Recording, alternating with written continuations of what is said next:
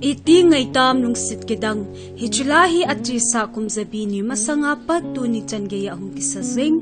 pathem va trailer ahilole hobung lat tia ihet hola chulti neilo hasat gan theini kho a kinyap na neilo ni kho a lungil le lungthim sathau lungta le lagawa go hoding anau na va noya mi tupi lam kailin tampin anaman cha azing va noi gimna ako lungmon na ai pising theu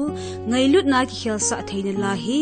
sumkol vai ne ding asu changkai mi pa hunung a ama ho chamhat na ding a ahin kho hin mangcha John Newton akon hung kisim do la chu a hi amasan hi tu channel hin the si hilovin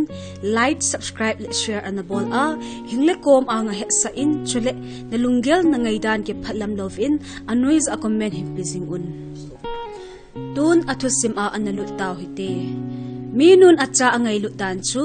ta asadam theina la samta a hi jingwang in John Newton in anu phai chung a Bible chang la pathem wa choila anazil ho chu anagyal do zi in a hi sagi cha a hi a anun anamolim santa jingwang in anu in amadinga hilong a tauna anamanji chu agyal do in a hi anun adal ha zovin John Newton boarding school ali ka simle tuipi chung a kung in naya na to analha ka alen hi pathen a ki ngai ha Christian di ta hiding ti anatup lai chan in ta asa ngai cha le het na lam a anathu lu che che ratan hi heti chun British Navy a analun in hilla chan hailo si in zamdo ana ananei zin noma in an in gimbol na anathu lai te in ahin kho chu sumang zeng ding zong anangap cha in a hi hitia tuipi chung a sulazan a anato namuna ganthe ha asatna lam chom a hinto jinglai zin kum som ni le thum alhin kum nisim ko mar sangkhat jasagi som li le get kum jang khan kimlai hoipi le gopi ahung ki thon kung sunga joksi chu su chading in kial povin a hi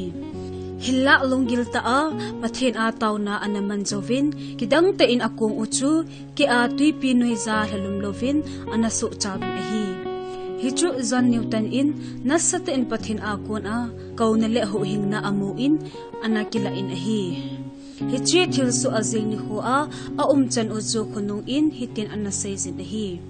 March nisim som kasu mil thailo ni hu a hi chule sangkha jasagi som li leget kum apat hechini hu hi kasu mil thailo ni hu chu a hitai azi chu pakai jin sangta in dui thu a gon ei hu do e anatin a hi hechi thil su zo ol te in hagaulam a khelna anei in heti chun kunglen a anato anga in Liverpool tuipi pam kung kaimun zo a na atong in a hi pathen heta a in nei pi Mary ki thopi na zal in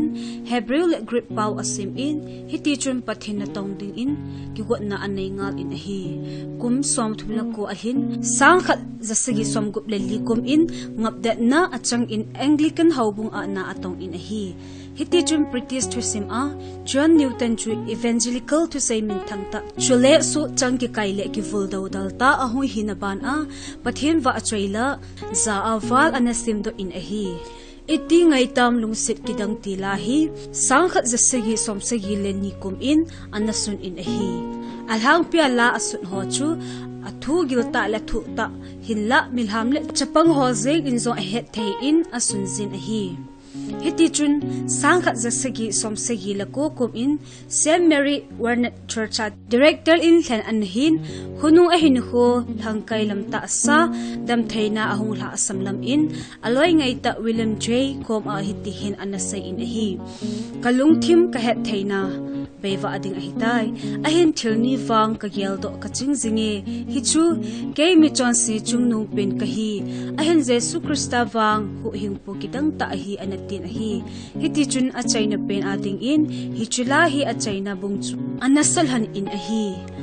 hiya chun kum sang som sang za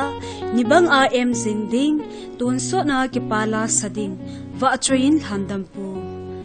John Newton zong khunung sang khat zasagi somgi legit kum in so lekol vulle ki veina anei ho anga athing set tolhan in achi saphat a hi chi anato na adi lo le atheng lo hi dan kichi sel in aphong do in ngaidam thumna anei zin lekha pheng in ahom do in so lekol su mangna ding in nasata in pan ala na hi cha lekha abol chu anamin chil he in veltam pi ta do hi tolhan in impi ana tong ho zo si kom hlut an hi hiti chun sangkhat zagit le sagi kum adam pat in so kivul dan ti lo a hi ti a english vai home in apon to zo all ha december in a hin hu na baitan a hi